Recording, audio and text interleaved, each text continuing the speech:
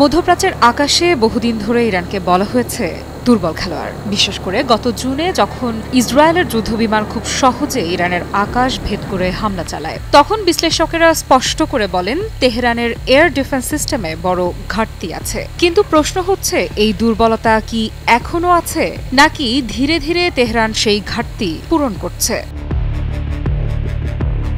প্রথমেই আসি সর্বশেষ পদক্ষেপে। রাশিয়ার তৈরি MiG-29 যুদ্ধবিমান সম্প্রতি পৌঁছে গেছে ইরানের সিরাজ ঘাঁটিতে।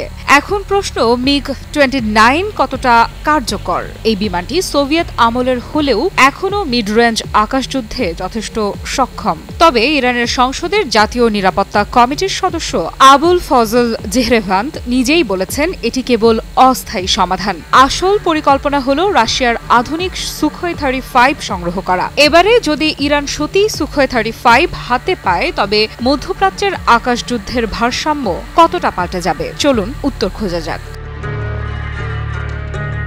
সুখোই 35 একটি 4th জেনারেশন প্লাস জেট, যেটি রাডার অ্যাভয়েডেন্স, সুপার ম্যানুভারেবিলিটি আর লং রেঞ্জ মিসাইল ক্যাপাসিটির জন্য পরিচিত।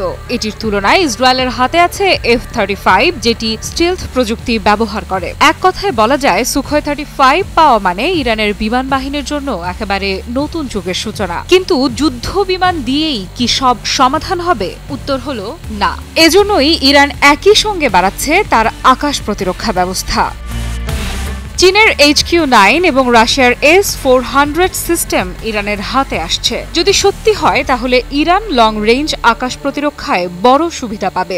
S-400 এমন একটি সিস্টেম যা একসাথে ডজন খানেক টার্গেট ধ্বংস করতে পারে, আর এর রেঞ্জ 400 কিলোমিটার পর্যন্ত। এই অবস্থায় ইসরায়েল বা যুক্তরাষ্ট্রের জন্য ইরানের আকাশে ঢোকা আর আগের মতো সহজ থাকবে কি? তবে এখানে বাস্তবতার দিকটাও আছে। ইরান চাইছে প্রায় 50টি সুখোই 35, কিন্তু ইউক্রেন যুদ্ধে রাশিয়ার নিজেরই প্রয়োজন, তাই তারা এখনো পূর্ণ সরবরাহ দিতে পারছে না।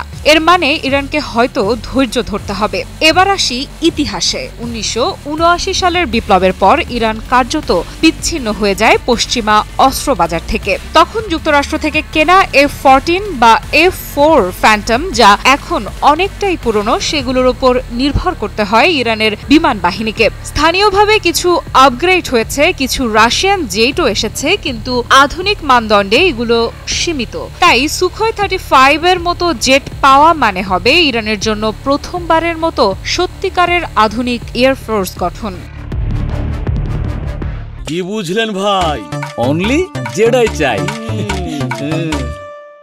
এখানে আরেকটা গুরুত্বপূর্ণ বিষয় মনে রাখা দরকার। ইসরায়েল কয়েক মাস আগে ইরানের শেষ S-300 প্রতিরক্ষা ব্যবস্থা ধ্বংস করে দিয়েছিল। সেই শূন্যস্থান পূরণ করতেই এখন ইরান নতুন সিস্টেম আনতে মরিয়া। কিন্তু বড় প্রশ্ন হলো, এই সবকিছু মিলে ইরানের আকাশ কতটা নিরাপদ হবে? যুদ্ধবিমান আর মিসাইল সিস্টেম কাগজে কলমে শক্তিশালী হলেও এগুলো কার্যকরভাবে চালাতে লাগে প্রশিক্ষণ, রক্ষণাবেক্ষণ আর প্রযুক্তিগত সমন্বয়। সেগুলো তৈরি করতে সময় লাগে। তাহলে ইরান কি সত্যি খুব শীঘ্রই তার আকাশ প্রতিরক্ষাকে অপ্রবেশযোগ্য করতে পারবে? ইসরায়েল এবং যুক্তরাষ্ট্র নিঃসন্দেহে এই পরিবর্তনগুলো খুব কাছ থেকে পর্যবেক্ষণ করছে। আগামী দিনে তাদের প্রতিক্রিয়া কেমন হবে সেটাও দেখার বিষয়। আফ্রিদা ইফরাত, নিউজ 24।